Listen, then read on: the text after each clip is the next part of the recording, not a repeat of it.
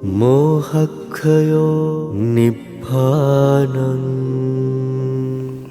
समन्ता चक्रवालेषु अत्रा गच्छन्तु देवता सद्धम्मं मुनिराजस्स सुनन्तो सग्ग मोक्खदं धम्मස්සවන කාලෝ අයං භදන්තා ධම්මස්සවන කාලෝ අයං භදන්තා ධම්මස්සවන කාලෝ අයං භදන්තා නමෝ තස්ස භගවතෝ අරහතෝ සම්මා සම්බුද්දස්ස නමෝ තස්ස භගවතෝ අරහතෝ සම්මා සම්බුද්දස්ස නමෝ තස්ස භගවතෝ අරහතෝ සම්මා සම්බුද්දස්ස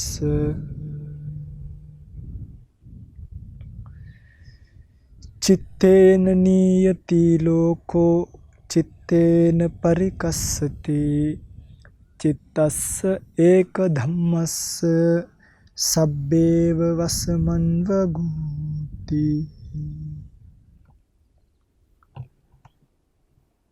සද්ධර්ම ශ්‍රවණාබිලාෂී ගුණබර වාසනාවන්ත පින්වත්නි, පින්තුන් අද දවසෙත් මේ සූදානම් වන්නේ පොහොය දින උදෑසන ටීවී දෙරණ බහුජන හිතාය ඔස්සේ බොහෝ දෙනෙක්ගේ හිතසුව පිණිස, ඒ වගේම නොකියවෙන අනිත් අර්ථය බහුජන සුඛාය, බොහෝ දෙනෙක්ගේ හිතසුවය පිණිස දිගෑරෙන ධර්ම දේශනා මාලාවක තවත් එක් ධර්ම දේශනාවක් ශ්‍රවණය කරන්නට.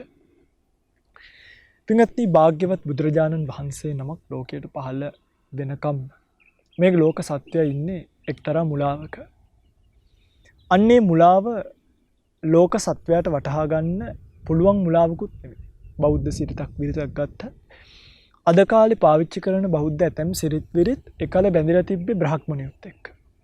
එකල බැඳිලා තිබ්බේ එක එක දේවාලත් එක්ක. එක එක නන්නාඳුනන දෙවිවරුත් එක්ක. අදාහගත්තු දෙවිවරුත් එක්ක. හැබැයි බුදුරජාණන් වහන්සේගේ ශාසනය පහළ වීමත් එක්කම දැන් ඇතැම් තැන්වල තියෙන ඔය අනාථ පින්ඩික සිටුතුමාට හිටිය දුවක් චුල්ල සුභද්‍රාව කියලා. මේ චුල්ල සුභද්‍රාව මිත්‍යා දෘෂ්ටික උග්‍ර කියලා වෙනත් සිටුවරයෙක්ගේ සරණට පාවා ගන්න යද්දී අනාථ පින්ඩික සිටුතුමා බුදුරජාණන් වහන්සේ ගාවට ගිහිල්ලා අහනවා, ස්වාමීනි, ඇය මෙහෙම මිත්‍යා දෘෂ්ටිකෙක් ගෙදරට සරණට යන්න හදන්නේ, සරණ පාවා දෙන්න හදන්නේ, ස්වාමීනි මේක කමක් නැද්ද? බලන්න මේ බුදුරජාණන් වහන්සේගේ ශාසනයත් එක්ක ගිහි ජීවිතේ බැඳෙන හැටි. භාග්‍යතුන් වහන්සේ කල්පනා කරලා ඒ චුල්ල සුභද්‍රාව නිසා ඒ ගෙදරම සම්මාදිට්ඨික වෙන බව දැකලා එහි වරදක් නැතයි කියලා දේශනා කළා. පස්සේ ඒක ඒ විදිහටම වුණා. මේ වගේ තුනුරුවන් එක්ක බැඳිච්ච ජීවිතයක්, දිව්‍ය පැවැත්මක් බෞද්ධයෙක්ට උදා කරන්නේ පොඩි පහේ රැකවරණයක් නෙමෙයි. මේකේ පිංගුතුනි එකක් මේ බෞද්ධ පදනම කියලා කියනවා. මේ බෞද්ධයාට හිටගන්න හැදිලා තියෙන පදනම. ඒක ඉපදිච්ච තැන ඉඳන් බෞද්ධයාට ඕනේ. ඉපදිච්ච තැන ඉඳන් ඕනේ. වඳින වෙලාවටත් ජයමංගල ගාථා කියලා, ගෙට ගැවදිද්දිත් පිරිත් කියලා, දරුවට අකුරු කියද්දිත් පිරිතක් හරි සජ්ජායනා කරලා දරුවා දොරට වඩිනවා කියලා කියන්නේ. ඒ වගේ තැන්වලදිත් බෞද්ධ පදනමත් එක්ක ක්‍රියාත්මක වෙලා ගිහිල්ලා මරුණට පස්සේ අනිච්චාවත සංඛාරා කියලා ඉවර වෙන ජීවිතයක් නේ අපිට තියෙන්නේ. ඒතර මේ බෞද්ධ සભ્યත්වය, බෞද්ධ සංස්කෘතිය මේකට අනිවාර්යෙන් වැදගත්. ඒ වැදගත්කම අධ්‍යාපනය හරහා, දහම් පාසල හරහා, ඉස්කෝලේ හරහා, භික්ෂුව හරහා, වැඩිහිටියෝ හරහා සම්ප්‍රේෂණීය විය යුත්තක්. හැබැයි සම්ප්‍රේෂණය නිවැරදිව අද වෙන්නේ නැති නිසාම පොඩි කාලෙන් ඕක පටන් ගත්තට පස්සේ ලොකු වෙනකොට තමයි නිර්වාණ අවබෝධය පිළිබඳව, ඒ කියන්නේ සාමාන්‍ය වයසකට එනකොට නිවන් පිළිබඳව මිනිස්සු දන්නවා. ඒ වෙනකොට අභිධර්මය, විනය, සූත්‍ර මේ දේවල් පිළිබඳව මිනිස්සු දන්නවා. හැබැයි දැන් අද වෙනකොට අපි බෞද්ධ පදනම ගැන කතා කරද්දී එක පැත්තක් අල්ලද්දී එක පැත්තක් ගිලිහෙන්න හේතුව තමයි ඒ ප්‍රධාන ගිලිහීමට පත්වෙන්නේ සෑම පැතිකඩක්ම ආවරණය වෙලා නැති බෞද්ධය. දැන් අභිධර්මය ගැන කතා කරද්දී මගේ පින්වතුන්ලා නිකන් හිතන්න අපි කතා කරොත් එක්තරා මම අභිධර්මය ගැන කියලා දෙන්න හදන්නේ මොකද අපි අද ඉඳන් ටිකක් ගැඹුරු ධර්ම කාරණා ටිකක් සාකච්ඡා කරන්න හිතන් ඉන්නවා. හැමදාම සරල කියන්නේ පුංචි දේවල් කිය ඉන්නව ඇතිනේ නේ. අපි ටිකක් එහාට යන්න එපා. ඒතර මේකත් එක්ක එක දේවල් අතහැරෙන්න බෑ. දැන් බුදුරණන් වහන්සේ අපි රූප පරමාර්ථය කියන එක ගත්තොත් මේ රූප පරමාර්ථයේ සසම්බාර පඨවි. සසම්බාර පඨවි කියලා එකක් තියෙනවා. ඒ කියන්නේ දැන් මම මේක විස්තර විග්‍රහයට දැන් යන්නේ නැහැ. මේකේ හේතුව තමයි ඒ ධාතු වල ස්වභාවය. ගති ලක්ෂණ ස්වභාවයෙන්, ස්වභාව ලක්ෂණ ස්වභාවයෙන් බුදුරජාණන් වහන්සේ ඇතැම් තැන්වලදී පඨවි කියන්නේ පඨවි ධාතු ස්වභාවය කියන එක විස්තර විග්‍රහ කරලා තියෙනවා. තවත් තැන්වලට ගියාම තවත් තැන්වලදී වැඩිපුරම අන්තර්ගතය දිහා බලලා උදාහරණයක් පඨවි කියලා මහා පොළොවටත් බුදුරජාණන් වහන්සේ කියන පොළොවටම කෙලින්ම විවහාරාර්ථයෙන් පොළොවටම පඨවි කියලා කියනවා. එතකොට අපි ගත්තොත් සමහර සූත්‍රවල තියෙනවා කෙස් කියන්නේ පඨවිය කියලා. ඒ කියන්නේ ඒකෙත් ඒ කෙස් වල තියෙන උත්සන්න ධාතු වශයෙන් පැහැදිලිද? උත්සන්න ධාතුව වශයෙන්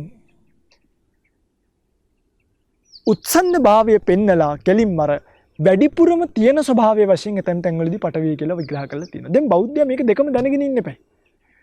මේක දැනගෙන හිටියේ නැත්තම් මොකද වෙන්නේ? පඨවි ධාතුව ගැන ඉගෙන ගද්දි සම්මුති පඨවි අතහරිනවා. සම්මුති පඨවි අල්ලගද්දි අනේ ඉතින් ඔය ගති ලක්ෂණ ස්වභාව වැඩක් නෑ නේද කියලා පරමාර්ථ පඨවි අතහරිනවා. මෙන්න මේ අර අල්ටිමසි කියන අවසන් භාවය කියන එක ජීවිතයේ තියෙන කෙලවර භාවය කියන එක පරමාර්ථමය ස්වභාවය වටහා ගද්දී ඒ සම්මුතියට යොදලා සම්මුතියත් පරමාර්ථයත් වෙන්වෙන් වශයෙන් වටහාගත්තු තැන තමයි කෙනෙක්ට ජීවිත අවබෝධය කියන එක ලැබෙන්නේ. මේක විද්‍යාවට ගැලපෙන තැන් ඇතැම් තැන් තියෙනවා. සමහරක් තැන් තියෙනවා විද්‍යාවත් බුදුරජාණන් වහන්සේගේ දර්ශනයත් එකට මෙහිම ආබන්ධනය කරන්න බැරි. බඳින්න බෑ. හේතුව විද්‍යාව පැත්තෙන් එනකොට මේක පිංගුතුනි ඇත්තටම මේ විද්‍යාව ගැන අපි සාමාන්‍යයෙන් විද්‍යාවේ තියෙන මූලික සංකල්ප ගැන කතා කරලා බැලුවා. දැන් wave and particles ඔහොම කතා කරනවානේ wave and particles. ඒ කියන්නේ මේ එක්තරා මූලික ස්වරූප දෙයක් සහ වේව් එකක් විදිහට මේ පවතින දෙයක් පිළිබඳව කතා කරන තැනක් තියෙනවා. මේ වගේ ඩුවැලිටිස් ගැන. ඒ කියන්නේ මේ දෙපැත්තම කතා කරන්න පුළුවන් දේවල් කියලා. බුදුරජාණන් වහන්සේගේ ශාසනයේ මේක හරියට ටක්කෙටම කියලා තියෙනවා. ඒකයි. දැන් අරකේ එක ස්වභාවයක් නේ. මේක මෙහෙම පැවතීගෙන ගිහලා එකපාරකින් එකක් පිටියක වදිනවා කියලා සඳහන් කරනවා. ඉලෙක්ට්‍රෝන වශයෙන් ගත්තාම. භාග්‍යතුන් වහන්සේ රූප පරමාර්ථය දේශනා කරද්දී අන්න එහෙම කතන්දර දෙකක් නෑ. රූපමය ස්වභාවයේ තියෙන අන්තිම කෙලවර පෙන්වනවා. රූපමය ස්වභාවයේ තියෙන අන්තිම කෙලවර මොකක්ද කියලා පෙන්වනවා. මෙන්න ඒ සන්තති වශයෙන් පවතින ලෝකය මේ ඒවා පිටුතුනේ මේ ලෝකේ දිහා බැලුවාම පරමාර්ථමය ස්වභාවය දන්නවනම් මේවා පේන්නේ මේ කොහොමද කියන්නේ? යථාර්ථයෙන්ම පේනවා කෑලි කුඩු වෙලා. මේ පවතින හැටි, නැති වෙන හැටි, වියකෙන හැටි, ගැලවෙන හැටි ඔක්කොම තියෙනවා. රූපමය ස්වභාවය කතා කරපු නිසා කියන රූපමය ස්වභාව මගේ පින්තුල අහලා තියෙනවා රූප තියෙනවා 28ක්. 820 රූපය කියලා කියන්නේ. පඨවි ආපෝ තේජෝ වායෝ. මේ තමයි සතර මහා භූතයෝ. මේ භූතත් එක්ක හටගන්න තව රූප 24ක් ගැන කතා කරන ඒකට කියන උපාදාය රූප 24 කියලා. සූවිසි උපාදාය රූප. ඒකේ නිෂ්පන්න අනිෂ්පන්න කියලා රූප කොටස් දෙකක් තියෙනවා. නිෂ්පන්න අනිෂ්පන්න කියලා. දැන් මෙතනදී එක මම මේ නිකන් සරල කතාවක් කියන්න පිටුතුනි මේක ගැන වැඩි හිතන්න එපා. මේක හරිම සරලයි. අදාළ තැනදී කියලා දෙන්න මම මේ අපි ධර්මයට බස්සන්න පිටුතුලට ආසාව. මේක ඇතුලේ තියෙන සබ්ජෙක්ට් එක මොකක්ද කියලා පෙන්වන්න හද. මේක ඇතැම් රූප තියෙනවා. හේතුන් වලට අනුරූපීව හටගත්තු තැන්. හේතුන් වලට අනුරූපීව හටගත්ත දැන් ඇතැම් රූප තියෙනවා එහෙම මේ ඒක හේතුන්ට අනුරූපීවම හටගත්තයි කියන එක කියාගන්න බැරි. එහෙම මහා පුදුම විශයක් මේක පිළිබඳව. ඊළඟට අපි ওই රූප පිළිබඳව ත්‍රිපිටකයේන ධම්මසංගණි ප්‍රකරණය කියලා හරිම සුන්දර ග්‍රන්ථයක ඉන්නේ. මේකේ මාතිකා වශයෙන් සහ එක ආකාරයෙන් බෙදා දැක්වීම කරලා තියෙනවා. මම ඉදිරියේදී මේවා අපි බලමු මේ කටින් විතරක් මේක කියලා දීමේ යම් අපහසුතාවයක් තියෙනවා ලියලා කරලා ඇඳලා පෙන්වීම තමයි මේක පහසු. දැන් එතනදී රූප 27යි කතා කරන්නේ. අර හදේ රූපය කියන එක ගැන කතාවකට එන්නේ නැහැ. යමක් නිසා මනෝ ධාතුව සහ මනෝ විඥාන ධාතුව හටගන්න රූපයක් තියෙනවා. ඒක තියෙනවා මේ ප ဋ ාණ ප්‍රකරණ පඤ්ඤාවාරේ ප ဋ ාණ ප්‍රකරණයේ දක්වලා තියෙනවා මේ හදේවත් රූපය කියන එක එතනින් තමයි දැක්වීම සිද්ධ කරන්නේ. පැහැදිලිද මම කියන එක?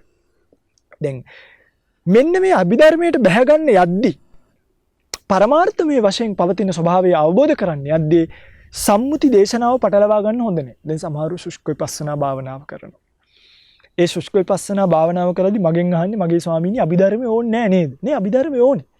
මේ ශුෂ්ක විපස්සනාව කරන කෙනාට අපි සරලව මේක බස්සන්නේ මෙයා මේ පරමාර්ථ ධර්මවල විතර්ක චරිතයක් බවට පත් කරන්නේ නැති වෙන්න. භාවනාව ඇතුලේ විතර්ක ගොඩනගන හිටියොත් මොකද වෙන්නේ? එයාට භාවනාව වැඩෙන්නේ නැහැ විතර්ක විතරක් ගොඩනගෙනවා. එක්තරා ආකාරයකට. හැබැයි භාවනාව භාවිත කළ යුතු ආකාරයෙන් භාවිත කරද්දී අභිධර්ම ඥානය එකට තිබ්බොත් අභිධර්මය කියන එක පටලවන්න හොඳ නෑ භාවනාව ඇතුළේදී. ඒක වෙනයි. හරියට අපි හිතමු මම ඕකට උපමා කරන්නේ මේ මැනුවල් ගිය කාර් එකක් පදින්න පුරුදු වෙනවා වගේ. දැන් ඔයගොල්ලෝ දන්නවනේ අපේ රටේ ලයිසන් දෙන්නේ ඔටෝමැටික් විතරක් ඔටෝ ගිය විතරක් පුරුදු වුණොත් එයාට ඔටෝ ගිය විතරයි පදින්න පුළුවන්. හැබැයි මැනුවල් පුරුදු වෙන කෙනාට එයාට ඔටෝ ගියරුත් පදින්න ඔටෝම ලයිසන් එකක් එනවනේ. ඇයි? අර මැනුවල් කියන එකේ පිංගුතුනි මේකේ තියෙන මැනුවලි ස්වභාවය තියෙනවා. අන්න ඒ වගේ මැනුවල් ක්‍රමය ඉගෙන ගන්න එක තමයි පරමාර්ථ ධර්ම යන්තම් හරි ඉගෙන ගන්න එක. පරමාර්ථ ධර්ම පරමාර්ථ කියන්නේ මේ නැවත නොබෙදිය හැකි ස්වභාවය. නැවත බෙදන්න බෑ. මේ ලෝකයේ තියෙන සත්‍යතාවයන්ගේ කෙලවරම සත්‍යතාව අල්ටිමසි කියලා කියනවා. කෙලවරම තියෙන අවසන් භාවය. අවසන්ම භාවය. Ultimate reality. මේක අන්තිම කෙලවරේම තියෙන සත්‍යයක්. සම්මුති සත්‍ය නෙමෙයි. මිනිස්සු විසින් පනවාගත්ත කන්නේ ඒ කියන්නේ පනවාගත්තු දේවල් නෙමෙයි. පරමාර්ථමය වශයෙන් විද්‍යමාන ධර්මතා. එතකොට ඒව විද්‍යමානයි. ඒ නිසා පරමාර්ථ කියලා කියන්නේ සත්‍ය වශයෙන්ම ලෝකේ විද්‍යමාන ධර්මතා. ඒවත් පවතිනවා. පිටුපිට මේ අභිධර්මය ඉගෙන ගන්න දැන් අභිධර්මය කියන්නේ toy පරමාර්ථයටම තමයි. තේරුණා නේද? දැන් ඔබට තේරෙනවද මේ අභිධර්මයේ සමහරව හිතන් ඉන්නවා දෙවිවරුන්ට විතරයි. එන ඉතින් අපිත් දෙවිවරු තමයි. මේක අහන ඔබත් දෙවිවරු තමයි. අර මේ කරන්න බැරි වැඩ කරන අය දෙවිවරු කියලා කතාවක් තියෙනවා. එහෙම එකක් නෙමෙයි මේකෙදි. මේක දිව්‍ය තලයේදී භාග්‍යතුන් වහන්සේ දේශනා කරන්න හේතුවක් තියෙනවා. කත්ත දේශිතෝ, කදා දේශිතෝ. ඇයි දේශනා කළේ? කවදද දේශනා කළේ? කිමත්තාය මොකක් අරමුණු කරලාද? පැහැදිලිද? කාටද? මේ ඔක්කොම බුදුරණන් වහන්සේ දක්වලා තියෙනවා. පැහැදිලිවම පින්වතුනි ධර්ම අවබෝධය කළ යුතු කළ හැකි කිරීමට අවශ්‍ය ඕනම කෙනෙක්ට මේ අභිධර්මය කියන එක දේශිතයි. මේ පරමාර්ථමය ධර්ම සමහරු කියනවා මේ අපේ ඉන්ද්‍රිය ධර්මමදි දෙවිවරුන්ගේ ඉන්ද්‍රිය ධර්ම වැඩි. ඒ නිසා ඒගොල්ලන්ට විශේෂ වෙන එකක් මිසක් අපිට ඕනේ නැහැ කියලා. පින්වතුනි මේ අභිධර්මයේ පිළිබඳව නොදත් අය අඩුම සිත් කීයක් තියෙනවද කියලා දන්නේ නැති. චෛතසික කීයක් තියෙනවද කියලා දන්නේ නැති. සබ්බචිත්ත සාධාරණ චෛතසික මොනවද? ප්‍රකීර්ණක චෛතසික මොනවද? සෝබන රාශිය කුමක්ද? අකුසල රාශි මොනවද කියලා එක දන්නේ නැති අය තමයි මේ පරමාර්ථ ධර්මය ප්‍රතික්ෂේප කිරීමට යන්නේ. හැබැයි දැන හෝ නොදැන යම් කිසි කෙනෙක් මේ අභිධර්මයේ කෙලිම මේ වචනින්ම ඉගෙන ගන්න. අභිධර්මයි වචනෙන්ම ඉගෙන ගන්න. අභිවිසිට්ඨේන ධම්මෝ අභිධම්මෝ. විශේෂ ධර්මය. අභි කියන්නේ විශේෂයි. මේ ගැඹුරු ධර්මයේ නෙමෙයි. අභි කියන්නේ ගැඹුරු නෙමෙයි. එහෙම එකක් නේ බුදුරජාණන් වහන්සේගේ හැම දේශනාවක්ම ගැඹුරුයි. අරක ගැඹුරු නෑ. මේක ගැඹුරුයි. එහෙම වෙන් කරන්න බුද්ධ දේශනාව බෑ. විශිෂ්ට වූ ධර්ම කොට්ටාසයන් පිළිබඳව දේශනා කරපු දේශනාව අභිධර්මයයි. ඇයි පින්වතුනි මේ විශිෂ්ට වූ ධර්ම ඒකට හේතුව මේකයි. දැන් බුදුරජාණන් වහන්සේ සමහරක් තැන්වලදී මිනිස්සුන්ට සරලව ධර්මයේ දේශනා කරද්දී සම්මුති අර්ථයෙන් දේශනාව කරගෙන ගියා. හැබැයි මේ දේශනාව කරගෙන යද්දී ඒ ඇත්තන්ට අවබෝධ වෙච්ච වැටහිච්ච ධර්මපරියාය තියෙනවනේ. ඒ පරියාය සියුම්ම තේරුම් ගත යුත්තේක්ට. පුංචි තැන ඉඳන් කොහොමද මේ ලෝකේ හට ගැනීම නැවැත්ම පැවැත්ම කියලා තේරුම් ගන්න පුළුවන් කෙනෙක්ට තමයි මේ පරමාර්ථ ධර්මයේ ස්වභාවය දේශනා කරන්නේ. උදාහරණයක් අපි ඔක්කොම මැරෙනවා කියන අපි දන්නවා. හැබැයි ඒ අනිත්‍යභාවයෙන් අනිත්‍ය ලක්ෂණය කියන එක වැටහෙන්නේ නැහැ බොහෝ දෙනෙක්ට. අනිත්‍යභාවයෙන් එන ඉතින් අපි මැරෙනවා කියලා දන්නවා අපි ඔක්කොම නිවන් දකින්න බෑ. හැබැයි පරමාර්ථමය වශයෙන් රූප සංතතිය ඇතිවීම නැතිවීම දකින්න කෙනාට පරමාර්ථමය වශයෙන් රූප සංතතියේ දිරීම දකින්න කෙනාට මෙන්න මේ කියන සම්මුති සත්‍යය අභිබවලා, ඒ කියන්නේ අර මේ කන්වෙන්ෂනල් මේ කියන සම්මුති අභිබවලා පරමාර්ථමය ස්වභාවයේ හිත පිහිටවපු ගමන් මොකද වෙන්නේ? සම්මුතිය ඇලෙන්නේ නැති භාවයට පත් වෙනවා. ඕක තමයි යථාර්ථය. සම්මුතිය ඇලීම තෘෂ්ණාව දුරු කරපු ගමන් තණ්හා නිරෝධෝ උපාදාන නිරෝධා. උපාදාන නිරෝධෝ භව නිරෝධා. භව නිරෝධෝ ජාති නිරෝධ. උපාදාන නිරුද්ධ වෙච්ච තැන භවය ඉවරයි.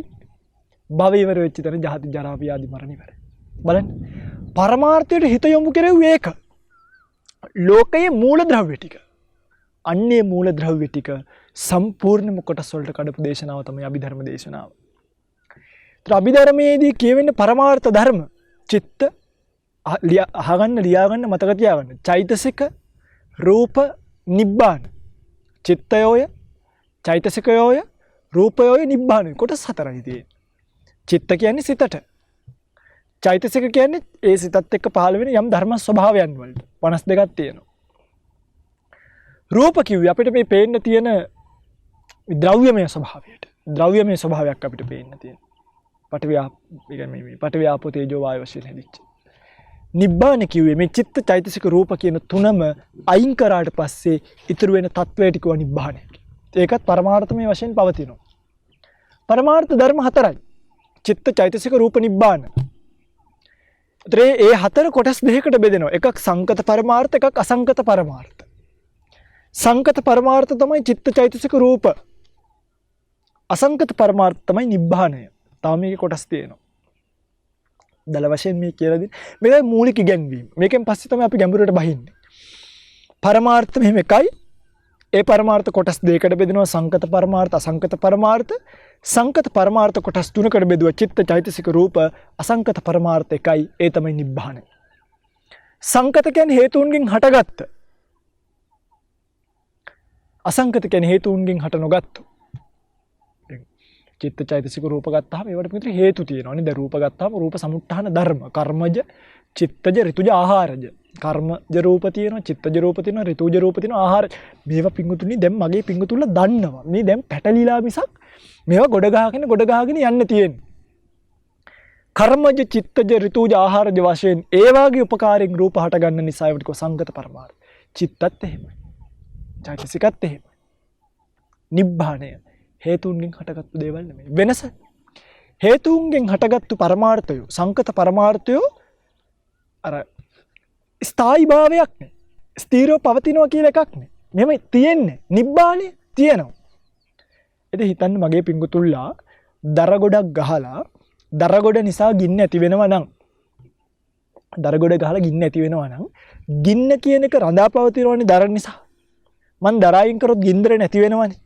ඒ වගේ රූපය කියන එක තියෙන්න හේතුවක් තියෙනවා නම් කර්මජ, චිත්තජ, ඍතුජ, ආහාරජ කියලා. ඔය හතර අයින් වෙද්දී ගින්න අඩු වෙනවා වගේ රූපය නැති වෙනවනේ.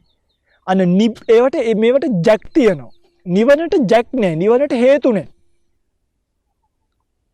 තත්වය. වටහා ගැනීමෙන් ලං විය යුතු තත්වය. සාක්ෂාත් කර ගැනීමෙන් දැකිය යුතු පරමාර්ථය. දැන් රූපමය ස්වභාවය සාමාන්‍ය මේ පරමාර්ථ ධර්ම අතර ප්‍රකටම ගතිය තමයි රූප කියලා කියන්නේ. ඒක උති සාමාන්‍යයෙන් ප්‍රකටයිනේ. මෙහෙම අපිට පේන්න තියෙනවනේ රූප. ඊළඟට චිත්ත චෛතසික ධර්මය එහෙම ප්‍රකට නෑ ලොකුවට. නමුත් යම්තම් නුවණින් තේරුම් ගත හැකි.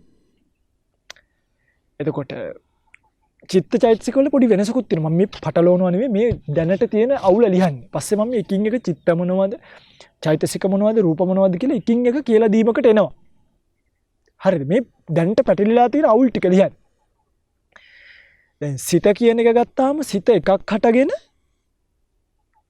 1 2 3 4 5 කියලා බෙදුවොත් පළවෙනි තැන හටගද්දි දෙවෙනි තැන තුන්වෙනි තැන සිත නැහැ. පළවෙනි තැන හටගෙන නිරුද්ධ වුණාට පස්සේ දෙවෙනි තැන හටගද්දි පළවෙනි තැන ආයි හිත නැහැ. හටගෙන නිරුද්ධ වෙනවා. පිළිවෙලට හට ගන්නවා නිරුද්ධ වෙනවා. ඒක ආයි හට ගන්නවා ආයි නිරුද්ධ වෙනවා ආයි හට ගන්නවා. ආයි ඒක නිරුද්ධ වෙනවා ආයි හට ගන්නවා. ආයි නිරුද්ධ වෙනවා ආයි හට ගන්නවා. ආයි රූප එහෙමනේ. 1 2 අතර 1.1 රූප තියෙන්න පුළුවන්. 1.2 රූප හට ගන්න පුළුවන්. 1.3 රූප හට ගන්න පුළුවන්. එතකොට චිත්තක්ෂණ 17න් 17ට රූප කලාප නිරුද්ධ වෙද්දී එකේ තියෙන එක දෙකේදී නිරුද්ධ වෙද්දී තව රූප කලාපයේ සෙට් එකක්ම ලෝකෙ ඉතුරුයි. 1.1 රූප ටික ඉතුරුයි 1.2 රූප ටික ඉතුරුයි 1.3 රූප ටික ඉතුරුයි. පැහැදිලිද? මේක ඇඳලා පෙන්නන්න තියෙනවනම් වටිනවා. හරිද? අපි ධර්මයේ කියන එක විශාල විෂයක්. විශාල විෂයක්. මේකට ලියවිලා තියෙනවා පෙළ අටුවා ටීකා සන්න ගැටපද පරිවාර ග්‍රන්ථ අනන්ත ප්‍රමාණ. අපේ රේරුකාණි චන්දිවල මහානායක ස්වාමීන් වහන්සේ ලියපු අභිධර්ම මාර්ගයේ පොත ගත්තා. මේ අභිධර්මයේ ලියලා නැහැ. ඇත්තටම අභිධර්මයේ නිකන් මේ අභිධර්මයේ කියන එක අයන්නේ බිඳුව විතරයි ලියලා තියෙන්නේ. අභිධර්මයේ කියන එක ඊට වඩා කොහොම මෙහාට ගිය එකක්. ඒක අභිධර්මාර්ථ සංග්‍රහයෙන් ඒකට බස්සන්නේ වටහා ගැනීමේ ලේසියට මිසක් එතනින් පස්සේ අපි වෙනම ආපහු අභිධර්ම ප්‍රකරණ ඉගෙන ගත යුතුයි. ඉගෙන ගන්නවා නම්. එතකොට තමයි චිත්තුප්පාදය කියන එක අපිට අහුවෙන්නේ. චිත්තුප්පාදය සිතත් එක්ක උපදින සියලු චෛතසික ධර්ම ඔක්කොම එකට කැටි කරලා චිත්තුප්පාදය කියලා එකක් පෙන්නනවා. මේකෙදි පඨවි ආපෝ තේජෝ වායෝ වන්න ගන්ධ රස ඕජා කියන අඩුමට එකතු වෙලා හැදෙන මේ රූප කලාප මේවා විනාශ මේවා දිවෙනවා බොහොමයක්. දැන් අර අපි ගත්තාම මේ කලාප වර්ග 21ක් විතර දකින්න පුළුවන්කම තියෙනවා. අභිධර්ම සාමාන්‍ය මාර්ගයේදී. හැබැයි සම්පූර්ණ පරමාර්ථමයම ස්වභාවයන් අරගෙන බැලුවොත් විසුද්ධි මාර්ගයේ ඊට වඩා තවත් ඒවා පෙන්වනවා. චිත්තජ කලාප 6ක තියෙන එක 8ක් කරලා පෙන්නනවා. චිත්තජ කලාප 8ක් පෙන්වනවා. සාමාන්‍යයෙන් 6යි පෙන්වලා තියෙන්නේ. මේ එතකොට තව වැඩි. පැහැදිලිද මම මේ කියන එක? එතකොට මේක හරි ගැඹුරු විෂයක් පින්වතුනි. මනස කියන එක මේ බිඳුවට ගෙනල්ලා බිඳුවේ තියලා තේරුම් ගන්න ඕනි එක. මේ ෂාප් මයින්ඩ් එක. මනස තියුණු මනසක් ගෙනල්ලා තේරුම් ගන්න ඕනි එක. රූප සන්තතිය කියන එක එක පැත්තකින් හට ගන්නකොට තවත් ඒකේ අතරමැද්දෙත් රූප වෙන වෙනම අලුත් පරම්පරා වශයෙන් පවතින පටන් අරන් ඉවරයි. ඒ නිසා තමයි අපිට බැලුවාම මේ පවතින ලෝකයක් තියෙනවා වගේ පේන්නේ. දැන් වටපිට බැලුවාම අපිට පවතින ලෝකයක් පේනවනේ. මෙහෙන් පවතින ගලක් පේනවා, මාව පේනවා, වටාත්ත පේනවා, ත්‍රෝගලන්ඩ් මේ වටපිටාව පේනවා. ඉතින් මේ ඔක්කොම පේනවානේ මේ කැලේ පේනවා. මොනවාද මේ පේන්නේ? ඒ පැවතීම් වශයෙන් පේන්නේ අන්නර නිරුද්ධ නොවී තියෙන රූප කලාප ඒ පරම්පරාව. අන්නේ පරමාර්ථමය ස්වභාවයන්ගේ ලක්ෂණ රස පච්චුපට්ඨාන පදට්ඨාන වෙන වෙනම කෘත්‍ය වශයෙන් ලක්ෂණ වශයෙන් වට පඨවිය කියන එකේ ලක්ෂණය තද ගතිය. ආපෝ කියන එකේ ඇලෙන බැඳෙන ආබන්ධන ගතිය. තේජෝ කියන එකේ උණුසුම් ගතිය. වායෝ කියන එක පුම්බන හකුලවන ගතිය. පුම්බාව ලක්කන කියනවා. පුම්බන හකුලවන ගතිය. ඒතර මේ වගේ වෙන වෙනම ලක්ෂණ රස පච්චුපට්ඨාන පදට්ඨාන තේරුම් ගත්තට පස්සේ පුදුම අවබෝධයක් මේ ලෝකය ගැන එනවා පිටුතුනේ. මේ මිනිස්සු දැනන් ඉන්නේ මොනවද කියලා හිතෙන තරම්. සප්පරමෝ උත්තමෝ ආයුපරීතෝ වත්තෝ පරමත්තෝ. පරමාර්ථ වලට කියනවා එහෙම වචනය. පරමෝ උත්තමෝ ආයුපරීතෝ අත්තෝ පරමත්තෝ. මොකක්ද ඒ කියන්නේ? පරම වූ පරම කියන අපි ඔය කියන්නේ පරම හතුර පරම මිතුරා. ඕක මගේ පරම හතුරෙක්. ඉතින් කෙලවරම පරම උත්තමෝ උතුම් අවිපරීතෝ නොවෙනස් වෙන සුළු අර්ථයෙන් පරමාර්ථයයි කියති. එතකොට පරමාර්ථය වෙනස් වෙන්නේ නැද්ද? නෑ. පරමාර්ථය වෙනස් වීමකට පත් වෙනවා. මොකද මේ පරමාර්ථය ක්‍රියානේ. පරමාර්ථය කියන්නේ ද්‍රව්‍ය නෙමෙයි ක්‍රියා. ක්‍රියාවක් ආරම්භ වුණා නම් අවසානයක් තියෙනවා. ක්‍රියාවක් එක දිගටම පවතින්නේ. ඒ අර්ථයෙන් තමයි ක්‍රියා කියලා කියන්නේ. පටන් අරන් ඉවර වෙන්න තැනක් එනවා. ඒ පටන් ගත්ත තැන ඉඳන් ඉවර වෙන තැන දක්වා ගිහිල්ලා ඒක ඉතුරු නැතුව නිරුද්ධ වෙනවා. ඒ අර්ථයෙන් ක්‍රියා කියන. හැබැයි අයුපරීතයි කියන්නේ ඒක ස්ථීරව සදාකල් කියන එකට නෙමෙයි. පඨවියේ ලක්ෂණය අයුපරීතයි. කියන්නේ පඨවියේ ලක්ෂණය තදගතිය. දැන් තදගතිය කියන එක වෙනස් වෙන්නේ. ඒක ස්ථීරයි ස්ථාවරයි ලෝකේ. ඒ තද ඇත්තට පඨවියේ තදගතිය නෙමෙයි. තදගතිය තමයි පඨවි කියන්නේ. ඒකයි කතාව. පඨවියේ තියෙන තදගතිය නෙමෙයි මේ කියන්නේ. තදයි කියලා දෙයක් ලෝකේ තියෙනවද? ඒ ස්වභාවයට ඒ ගතියට කියනවා පඨවි කියලා. මෙන්න මේ පඨවි ලක්ෂණය යුක්ත ලෝකය තමයි අපිට මේ තදට දැනෙන්නේ. අන්නේ තදට දැනෙන්නේ. කෙස් ලොම් නිය දත් සම්මස්නහර ඇට මිදුළු වකුගඩු හදවත අක්මාව දැලඹු මේ කොහොම ගත්තට පස්සේ මේ මගේ පිංගුතුනි පඨවි ධාතු අධික රූප කලාප. පඨවි ධාතු අධික රූප කලාප. පඨවි තමයි වගේ වැඩිපුර තියෙන්නේ. අනිත් ඒවත් තියෙනවා. හැබැයි මේ ධාතු වශයෙන් නෙමෙයි කියන්නේ වැඩිපුරම තියෙන ඒවා වශයෙන්. කියන්නේ අපි මේකට දාගත්තොත් මේ වැඩිපුරම පවතින ස්වභාවය වශයෙන්. පැහැදිලිද මම මේ කියන්නේ? ඔකට ධර්මයේ නම් කියන්නේ උත්සන්න භාවය කියලා. උත්සන්න භාවය කියන්නේ උත්සන්නයි කියන්නේ ඒ වැඩිපුරම තියෙන ඒවා. දැන් නිකන් ඔළුව කැරකෙනවා වගේ. එහෙම නැහැ. කමක් නැහැ. මේවා අහන් ඉන්නකො පින්වතුනි මේවා අහන්නත් ඕනේ හැමදේම නිකන් මේ උදේටයි හවසටයි මේ බුදුන් වඳින විදියයි ඒවා මේවයි ගැනම නෙමෙයි බුදුදහම. මම මේ ටික කිව්වේ ඒකයි මේවා කරනකොට ඒවා අතහැරෙන්නත් බෑ. පැහැදිලිද? පින්වතුනි මේ අභිධර්ම පරමාර්ථ ධර්ම මේවා ඉගෙන ගන්න යනකොට ක්‍රමානුකූලව අපි මේ කරුණ තේරුම් අරගෙනම යන එක තමයි වඩාම වටින්නේ. අපි බලමු මේ පරමාර්ථ ධර්ම ස්වභාවයන් ඉගෙන ගත්තට පස්සේ ඔය ආනිසංස ටිකක් දැනගෙන ඉන්න එපයි. පරමාර්ථ ධර්මයේ ස්වභාවයන් ඉගෙන ගත්තට පස්සේ අපිට ලැබෙන මේ ආනිසංස මොනවද කියලා. මේක තමයි වටින්නේ. ඒ ආනිසංස ටික අපි අද දේශනාවෙන් දැනගෙන අපිට මොනවද මේකෙදි තේරුම් ගන්න පුළුවන් වෙන්නේ අපිව කොහෙටද මේකෙන් ඇදගෙන යන්නේ කියලා. මේව තේරුම් ගත්තාම ගොඩක් අය හිතන්නේ අභිධර්ම ඉගෙන ගත්තාම මාන්නේ වැඩෙනවා කියලා. එහෙම නැහැ. අභිධර්ම ඉගෙන ගත්තම තමයි මාන ක්‍රෝධ දුරු වෙන්නේ. මේ මාන ක්‍රෝධ කරන්නේම පරමාර්ථමය ස්වභාවයන් ඒ ආකාරයෙන් වටහා නොගත්ත මිනිස්සු.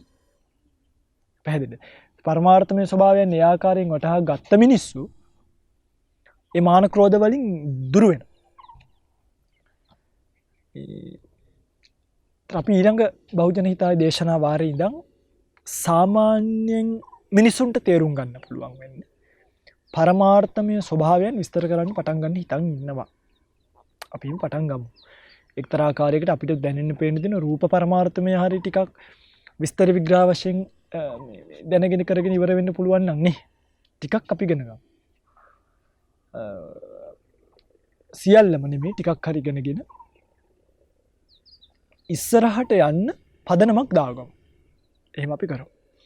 පිටරි අභිධර්ම ඉගෙන ගත්තට පස්සේ, නැත්නම් පරමාර්ථම ධර්ම ඉගෙන ගත්තට පස්සේ විපස්සනාවට තමයි මේ පරමාර්ථමය ධර්මයන් ගොඩක් උපකාර වෙන්නේ.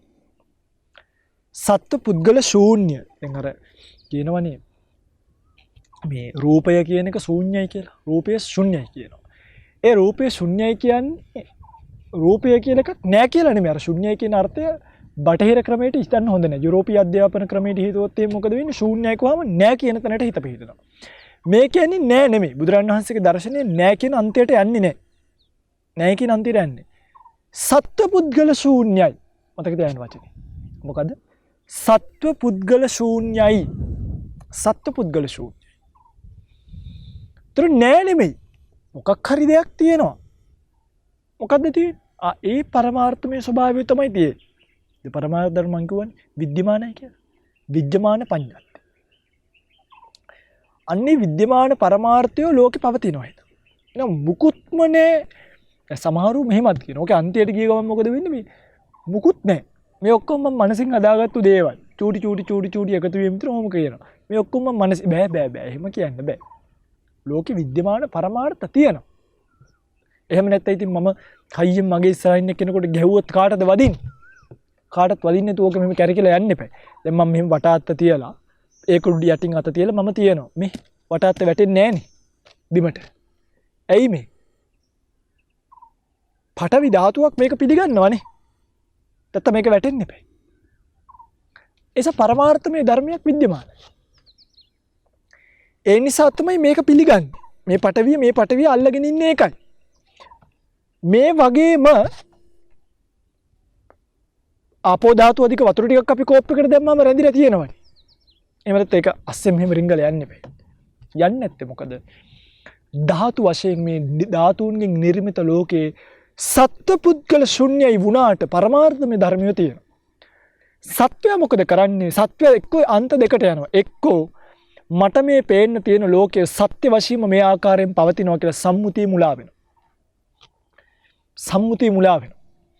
කෙස් ලොම් නිය දත් සම්මස් නහර ඇට මිදුළු වලින් හැදිච්ච මේ ශරීරය ඒ ස්වභාවයන්ගෙන් පඨවි ධාතු අධික රූප කලාප තේජෝ ධාතු අධික රූප කලාප ආපෝ ධාතු අධික රූප කලාප වායෝ ධාතු අධික රූප කලාප වලින් හැදිච්ච මේ ලෝකය රූපයට සංවේදී චක්කුව ශබ්දයට සංවේදී සෝතය ගන්ධයට සංවේදී ගාහණය රසයට සංවේදී ජීවහාව ස්පර්ශයට සංවේදී කය මේවත් එක්ක ඒ සංවේදීතාවය අඳුරා ගැනීමට නොහැකිව එක්ක සම්මුති සත්‍ය මුලා වෙවි ප්‍රපංච ගොඩනගනග යනවා. අන්න ඒක තමයි මදුපිණ්ඩික සූත්‍ර පරියායදී බුදුරජාණන් වහන්සේ දේශනා කරන්නේ චක්කුංච පටිච්ච රූපේච උප්පජ්ජති චක්කු විඥානං තින්නං සංගති පස්සෝ.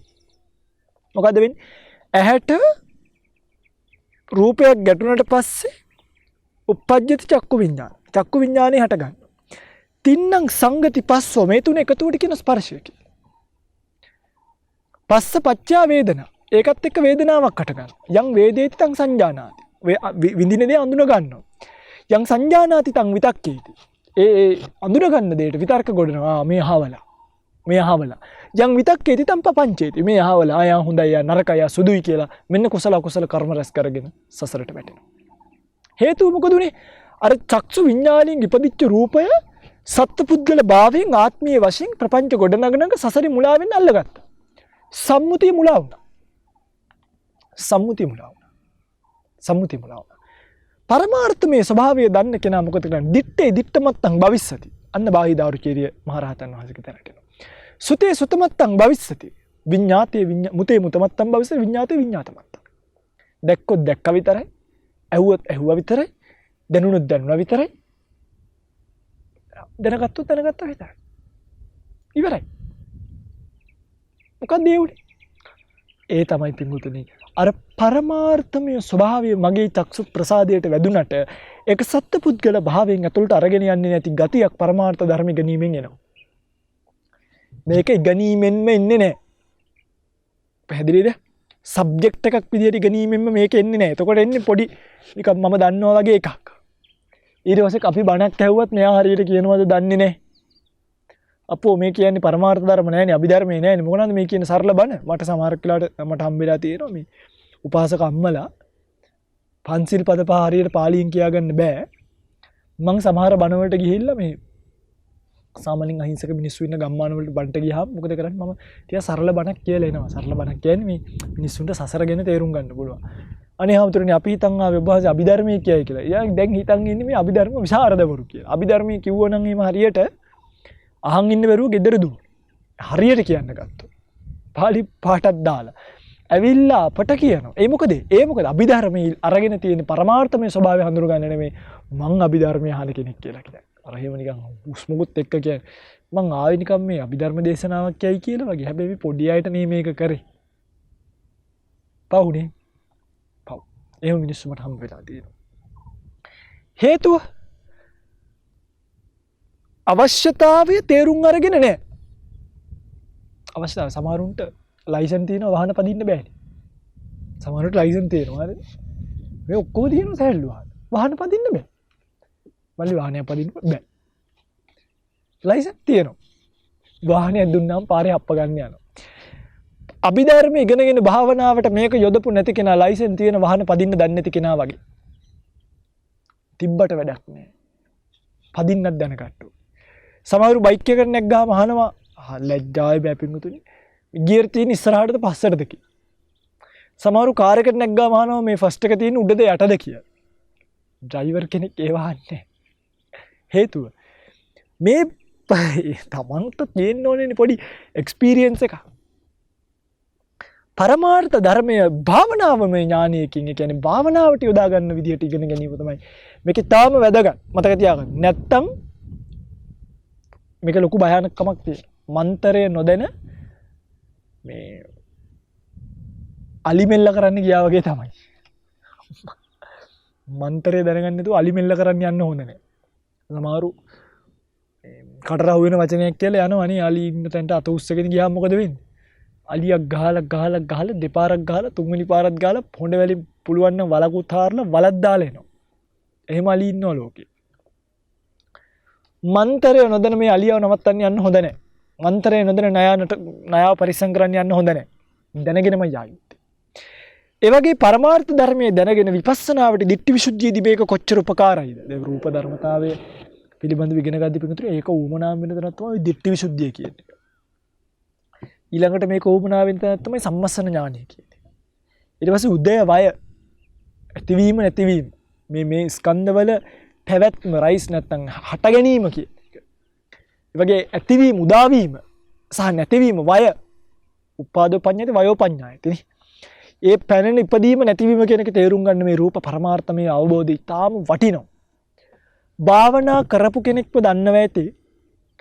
ඔහු පළවෙනියටම පරමාර්ථ ධර්ම නොදැන කරපු භාවනාව සහ පරමාර්ථ ධර්ම දැනගෙන දෙවෙනි පාර කරා නම් අවශ්‍යතාවය හඳුනගෙන අන්න තේරෙනවා වෙනස.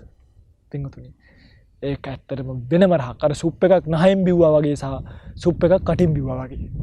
සුප් එකක් නහයට බට දාලා පෙවුවට රහ දැනෙන්නේ නැහැ නේ ඇතුළට ගියාට. ඒ වගේ තමයි මේ විපස්සනාව කරාට පරමාර්ථ ධර්ම ගැන දැනුමක් නැත්තම් සුප් එකක් නහයෙන් ගියා වගේ. හරි. නිකන් දැනෙන්නේ. හැබැයි පරමාර්ථ ධර්ම දැනගෙන යමෙක් විපස්සනාව කරන්න ගත්තොත් එයා ඒක විඳ විඳ කරන්න පුළුවන්. ඒක දැනගෙන කරන්න පුළුවන්. එතකොට මේ සාමාන්‍යයෙන් පොතක පතක තියෙන පුංචි කාරණාවක් නෙමෙයි මේ කතා කරන්නේ භාග්‍යවතුන් වහන්සේ. මොකද මේකට අපි දුර්වලයි. ඒකත් කියන්න බෑ. අපි මේ සියල්ලම දැනගෙන මේ කෙලවර නම් ඒ කෙලවරටම කියනවා නෙමෙයි. එහෙම නෑ. එහෙම නෑ. එහෙම දැනගන්න තරම් වයසකුත් අපිට තාම ගෙවිලා නෑ. මේ කියන්නේ දැනගත්තු ටික. දන්න ටික. සමහර කෙනෙක් මේව තව වැඩි වෙන්නත් පුළුවන් ඉස්සරහට. තව අපිට අහු වෙන්නත් පුළුවන්. කියවල බලලා තියෙනවා. තේරුම් ගන්න තියෙනවා. කල්පනා කරලා තියෙනවා. පොත්පත් බලලා තියෙනවා.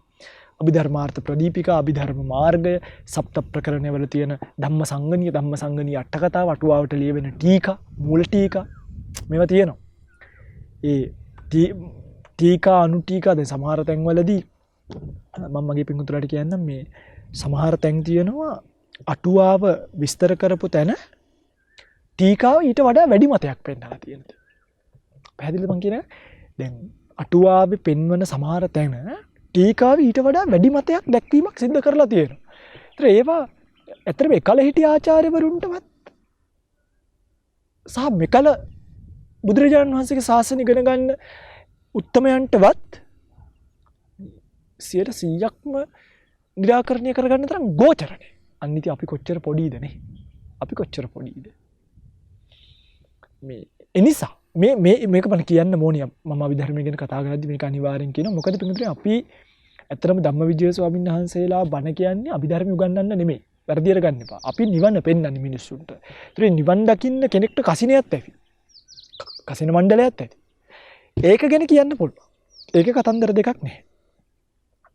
පරමාර්ථමය විෂයක් විදිහට උගන්වනදී මේක කොයින් පටන් ගන්නද, කොයින් ඉවර කරන්නද, කොයි විදිහට බස්සන්නද මිනිස්සුන්ට, කොහොමද ධාරණ ශක්තිය දෙන්නේ, කොයි විදිහටද මේ රූප වල බෙදීම් පෙන්වන්නේ. දැන් ජරතා අනිච්චතා කියලා රූප තියෙනවා. ඒවා කොතනට දාන්නද කියන එක හිතා ගන්නත් මේ ගැන වචන පාවිච්චි කරන්න බයයි. වචන පාවිච්චි කරා. ඒතර කාය විඤ්ඤාප්ති, වචී විඤ්ඤාප්ති කියලා රූප තියෙනවා. දැන් කාය විඤ්ඤාප්ති රූපය ඉගෙනගෙන කෙනෙක් අංගමංගානුසාරී වාතය ගැන ඉගෙන ගත්තොත් මම මේ කියන්නේ මේවා හරි ගැඹුරුයි. අංගමංගානුසාරී වාතයමද කාය විඤ්ඤාප්තිය කියලා අහනවා සමහරව. නමුත් මේ වගේ තියෙනවා සියුම් බෙදීමක්. සිතට යම් සිතවිල්ලක් සිතිලා ඒ සිත නිසා හටගන්න චිත්තජ වායෝ ධාතු අධික රූප කලාප චිත්තජ වායෝ ධාතු ඒකට කියන අංගමංගානුසාරී වාතය.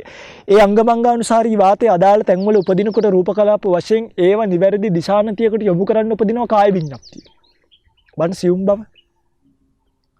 ඔක විද්‍යාවෙන් පෙන්වන්නේ නිකම් මේ පොඩි කතන්දරයක්.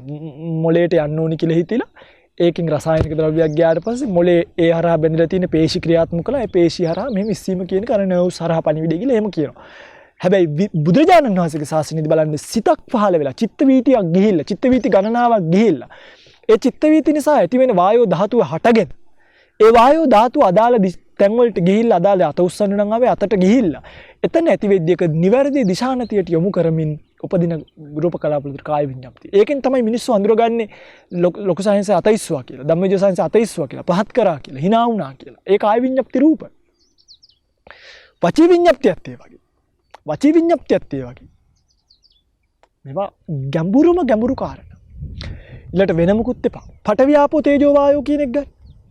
පඨවි ආපෝ තේජෝ වායෝ කියන මේ සතර මහා ධාතුව හරිම සියුම් මට ඇහිලම නැති කතාවක් මං කියන්න මිනිස්සු හිතන් ඉන්නේ පඨවි ධාතුව කියන්නේ එක දෙයක්.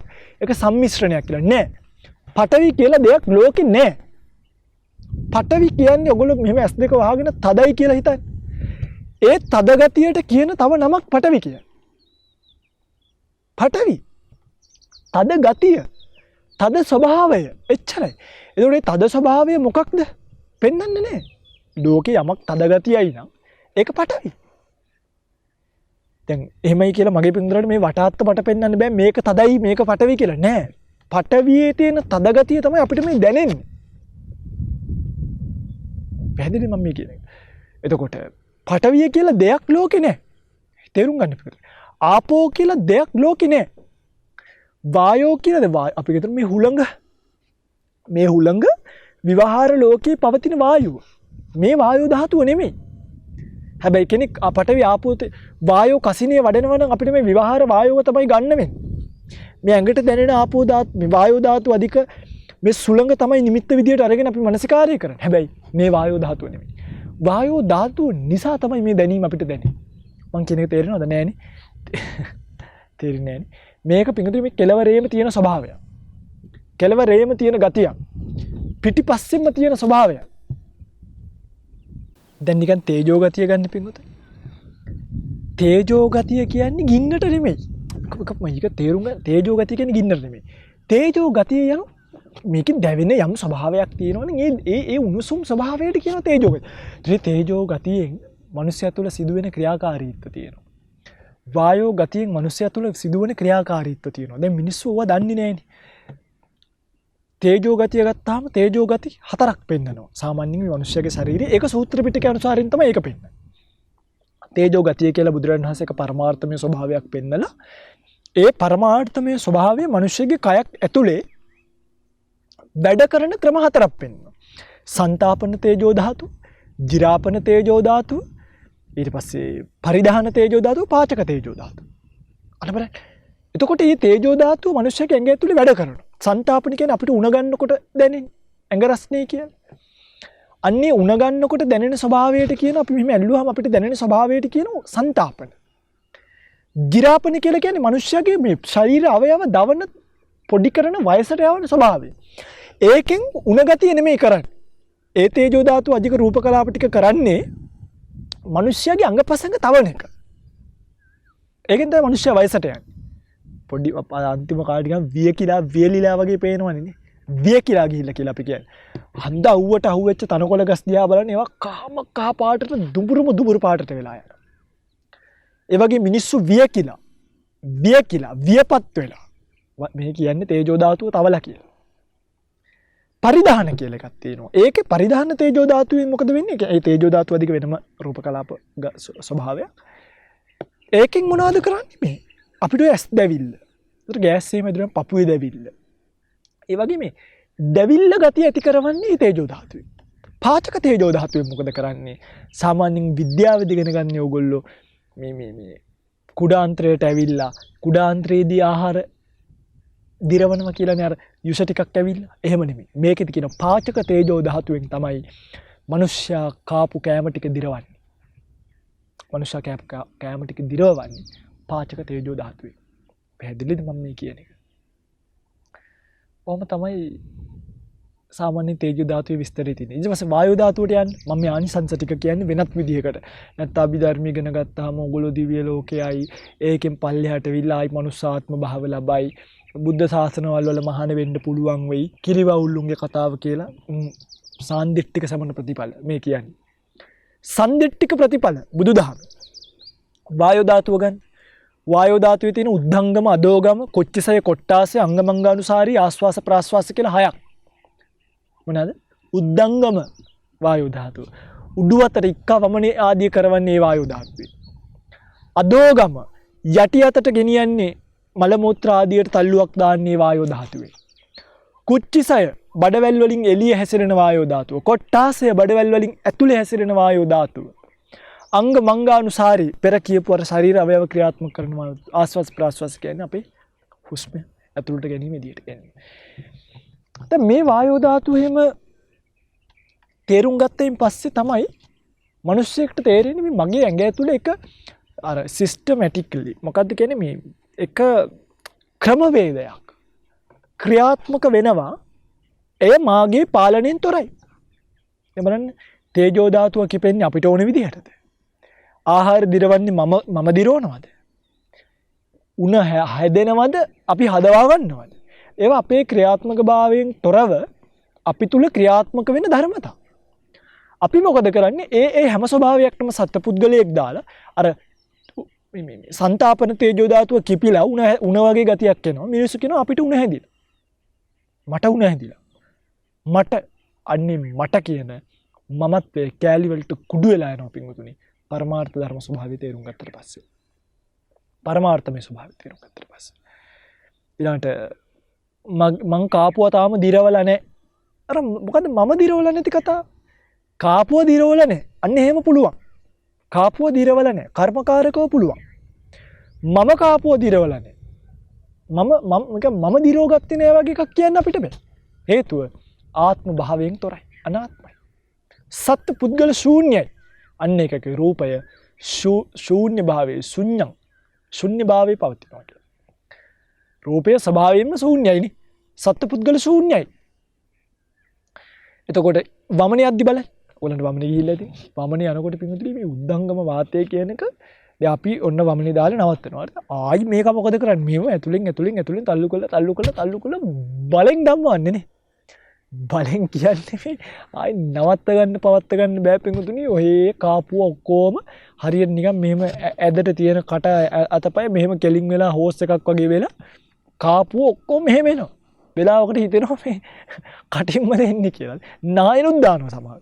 අය අර එන තල්ලුව මදිකමට කට මදි උඩින් ගිහිල්ලා නායනුත් එනවා.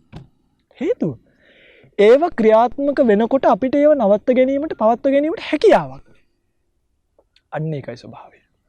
මෙන්න මේ කතා ටික තේරුම් ගන්න ඔබට පුළුවන් වෙන්නේ අභිධර්මය නැත්නම් පරමාර්ථමය ධර්මය වෙන් වශයෙන් හඳුනාගත්තොත් පමණයි. එනිසා මෙහෙමයි මේක පිටුතුනි මම ඔබට මේකත් කියන්නම්. මේක 100%ක්ම අඳුර ගන්න ඕනේ නැහැ. එහෙම 100%ක් ඉගෙන ගන්න අපි කාටවත් බෑ. අහුවෙන තැනකින් පටන් අරන් දැන් ගිහි ජීවිතේට මේක මුලින් ඉඳන් ඉගෙන ගන්න කාලේ කැප කරන්න බෑනේ. අහුවෙන තැනකින් පටන් අරන් එතකොට දැන් මෙහෙමත් කිව්වහම මේක පොඩි භයානකමකුත් තියෙනවා. අහුවෙන තැනකින් පටන් ගන්න කිව්වම ඕන හාමුදුරුවෝ කෙනෙක්ගේ බණක් කාලා ඕන තැනකින් පටන් ගන්න නෙමෙයි. නමුත් අභිධර්ම මාර්ගයේ පොත පෙරලලා තේරෙන කෑල්ලක් කියව ගන්න බලන්න. අන්නේ තේරෙන කෑල්ල ඉඳන් මේක තේරුම් කරගෙන අරගෙන යන්න. තේරෙන කෑල්ල ඉඳන් මේක වටහා ගන්න වීරය කරන්න. එහෙම කරගෙන භාවනාවට මේක දාන්න. විපස්සනා භාවනාවකට මේක ඔබන්න. මේක යොමු කරන්න. මේක මර්ජ් කරන්න. අන්නේ යදවීමෙන් ඒ භාවනාවට කරන සම්ප්‍රේෂණය පරමාර්ථ ධර්ම මොනවාද කියලා වටහා ගැනීමට ඔබට පුළුවන්කම ලැබෙයි. ඉතින් ඊළඟ බහුජන හිතාය ධර්ම දේශනාව ඉදන් මම මේ එකින් එක පරමාර්ථ ධර්ම පුළුවන් ආකාරයකට තේරෙන ආකාරයකට ඔබට විස්තර විග්‍රහ කරලා දෙන්න බලාපොරොත්තු වෙනවා. එහෙම බලාපොරොත්තු වෙන්නේ අදට ධර්ම දේශනාවට ලැබිලා තියෙන කාලය අවසන් වෙලා තියෙන නිසා. ඉතින් එහාට ධර්ම දේශනාව සිද්ධ කරන්න ප්‍රාර්ථනා කරන ඔබ සියලු දෙනාටම උතුම් චතුරාර්ය සත්‍ය ධර්මය අවබෝධ වෙන්න මේ කුසල් පාරමී දහමක් පාරමී ශක්තියක් පාරමී ධර්මතාව පිරීමෙන් ලබන උතුම් නිර්වාණයට ඒකාන්ත හේතුවක් වේවා කියලා ප්‍රාර්ථනා කරමින් අදට බහුජන හිතාය ධර්ම දේශනාව අවසන් කරනවා. පිටන්නේ ඔබ අද දවසේ මේ උතුම් ධර්ම දේශනාව ලක්වැසිලෝ වැසි බොහෝ දෙනෙක්ට ශ්‍රවණය කිරීමට අවකාශය සලසා දෙමින් මේ දේශනාව මේ ආකාරයෙන් විකාශය කරවන්නට උපකාර කරපු සියලුම දෙනාට ප්‍රාර්ථනා කරමු ඔවුන්ගේ නමින් මිය පරලොව යන්නට යෙදුණු සියලුම ඥාතීන්ට මේ පින් අනුමෝදන් වේලා පරලෝක ජීවිත සුවපත් කර ගනිත්වා උතුම් නිවනින් සුවසේම නිවීමට මේ කුසල් පාරමී වේවා පාරමී ශක්තියක් පාරමී දහමක් වේවා කියලා ප්‍රාර්ථනාවක් ඇති කර ගන්න. ඒ වගේම